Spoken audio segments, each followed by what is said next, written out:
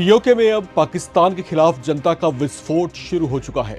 सड़कों पर हजारों लोग, इंटरनेट पूरी तरह बंद, सेना और रेंजर्स की भारी तैनाती और अब 9 जून को संपूर्ण लॉकडाउन के साथ महा आंदोलन का ऐलान।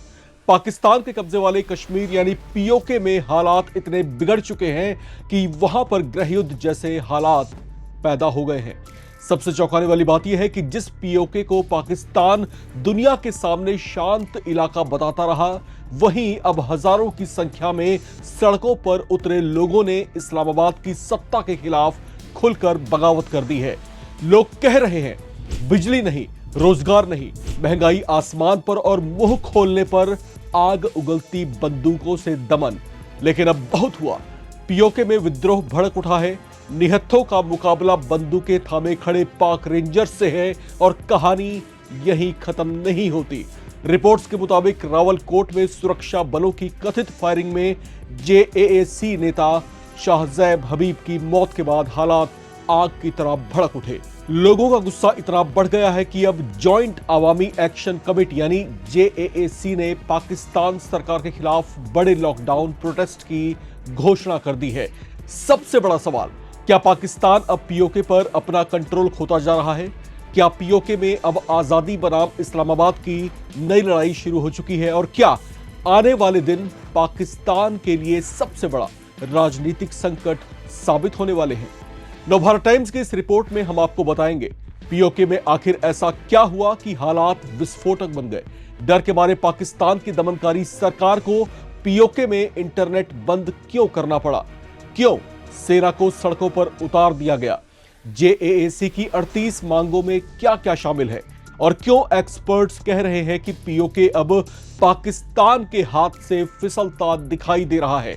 तो वीडियो को आखिर तक जरूर देखिए, क्योंकि आगे जो तस्वीर सामने आने वाली है वो पाकिस्तान के उस नैरेटिव को पूरी तरीके से हिला सकती है जिसे वो सालों से दुनिया को दिखाता रहा है।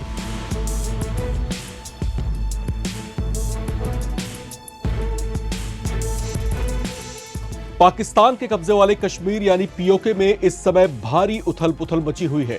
अलग अलग इलाकों में विरोध प्रदर्शन लगातार बढ़ते जा रहे हैं। हजारों लोग पाकिस्तान सरकार के खिलाफ सड़कों पर उतर आए हैं और हालात तेजी से तनावपूर्ण होते जा रहे हैं। रिपोर्ट्स के मुताबिक सबसे बड़ा टर्निंग पॉइंट तब आया जब रावलकोट में हैगला बर्मा ब्रिज के पास सुरक्षा बलों ने कथित गोलीबारी में जॉइंट अवामी एक्शन कमेटी के एग्जीक्यूटिव सदस्य शाहजैब हबीब की हत्या कर दी। इस घटना ने पूरे इलाके में आग लगाने का काम किया। लोगों का आरोप है कि पाकिस्तान सरकार उनकी आवाज दबाने, कुचलने के लिए बल का प्रयोग कर रही है। शाहजैब हबीब की मौत के बाद हजारों लोग सड़कों पर उतर आए और पाकिस्तान विरोधी नारे लगाए जाने लगे। अब हालात इतने बिगड़ चुके हैं कि पाकिस्तान प्रशासन ने कई इलाकों में कई बड़े एक्शंस लिए हैं। इंटरनेट और टेलीकॉम सेवाएं बंद कर दी गई हैं, मोबाइल नेटवर्क बंद है, इंटरनेट बंद है और कई इलाकों में लोगों का बाहरी दुनिया से संपर्क लगभग कट चुका है। सिर्फ इतना ही नहीं, मुजफ्फराबाद समेत कई संवेदनशील इलाकों में पाकिस्तान रेंजर्स और फेडरल पुलिस की अतिरिक्त टुकड़ियां तैनात कर दी गई हैं। यानी इस्लामाबाद को डर है कि आने वाले दिनों में आंदोलन और ज्यादा हिंसक रूप ले सकता है। अब बात करते हैं उस संगठन की जिसने पाकिस्तान सरकार की नींदें उड़ा दी हैं। जेएएसी यानी जॉइंट अवामी एक्शन कमेटी ने 9 जून को बड़े लॉकडाउन का ऐलान किया है। संगठन ने साफ कहा है कि अगर उनकी मांगें नहीं मानी गई तो पूरे पीओके में लंबा शटर डाउन, चक्का जाम, बड़े मार्च और अनिश्चितकालीन धरने शुरू किए जाएंगे। जेएएसी का आरोप है कि पाकिस्तान सरकार ने पीओके की जनता के साथ बार बार धोखा किया है। लोगों का कहना है कि इलाके में बिजली संकट चरम पर है, महंगाई लगातार बढ़ रही है, बेरोजगारी रिकॉर्ड स्तर पर पहुंच चुकी है और स्थानीय लोगों को उनके ही संसाधनों पर अधिकार नहीं मिल रहा। अब यहां सबसे अहम बात यह है कि पिछले साल अक्टूबर में हुआ मुजफ्फराबाद समझौता भी पूरी तरीके से लागू नहीं हो पाया। यही वजह है कि लोगों का भरोसा पाकिस्तान की सरकार पर तेजी से टूटता जा रहा है। कई स्थानीय समूहों का आरोप है कि पाकिस्तान लगातार पीओके की ऑटोनॉमी कम कर रहा है।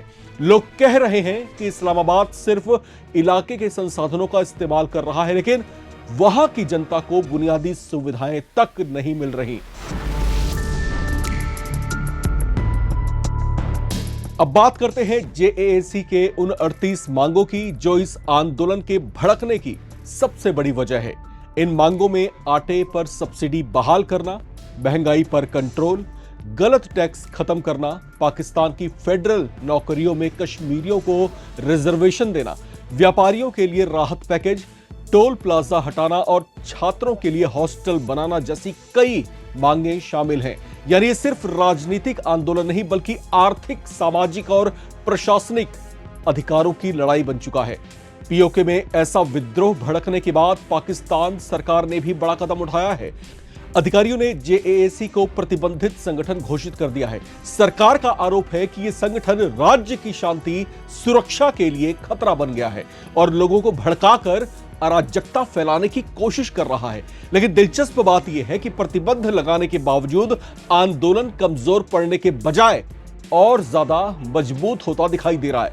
सोशल मीडिया बंद होने के बावजूद पीओके के अलग अलग हिस्सों से विद्रोह की खबरें लगातार सामने आ रही हैं। जेएसी के नेताओं ने लोगों से 1 महीने का राशन और जरूरी सामान जमा करने तक की अपील कर दी है। यानी संगठन लंबी लड़ाई की तैयारी कर चुका है। अब सवाल उठता है कि क्या पीओके में पाकिस्तान के खिलाफ एक बड़े जनविद्रोह की नींव पड़ चुकी है? क्योंकि जिस तरह से लोग खुलकर इस्लामाबाद के खिलाफ बोल रहे हैं उसने पाकिस्तान सरकार की चिंता बढ़ा दी है। दूसरी तरफ अंतर्राष्ट्रीय मानवाधिकार संगठनों का ध्यान भी अब इस संकट की तरफ जो है तेजी से जा रहा है। जेएसी के नेताओं ने दुनिया से अपील की है कि पीओके में हो रहे कथित मानवाधिकार उल्लंघन और दमन पर तुरंत ध्यान दिया जाए। अब 3 सबसे बड़े सवाल पूरे साउथ एशिया के सामने खड़े हैं। क्या पाकिस्तान पीओके में बढ़ते इस आंदोलन को दबा देगा? क्या इंटरनेट ब्लैकआउट और सेना की तैनाती हालात को और ज्यादा विस्फोटक बना सकती है? और सवाल नंबर 3, क्या पीओके में शुरू हुआ यह आंदोलन आने वाले समय में पाकिस्तान के लिए सबसे बड़ा राजनीतिक और सुरक्षा संकट बन सकता है? फिलहाल पीओके में माहौल बेहद गर्म है। लोग गुस्से में हैं, इंटरनेट बंद है, सेना सड़कों पर है और पूरा इलाका 9 जून के उस महा आंदोलन का इंतजार कर रहा है जो पाकिस्तान के लिए नई मुश्किलों का तूफान बन सकता है। चलते चलते कुछ सवाल नवभारत टाइम्स के आप तमाम दर्शकों से भी। आपको क्या लगता है, क्या यह आंदोलन पाकिस्तान सरकार की पीओके पर पकड़ को ढीली कर सकता है? क्या पीओके में आजादी की लड़ाई तेज हो सकती है? और क्या भारत के लिए यह मौका अब पीओके को वापस हासिल करने के प्रयास जो है तेज करने का मौका है? कमेंट करके अपनी राय जरूर बताएं। चैनल को सब्सक्राइब करें ताकि आप ना रहे किसी खबर से बेखबर। देखते रहें नवभारत टाइम्स।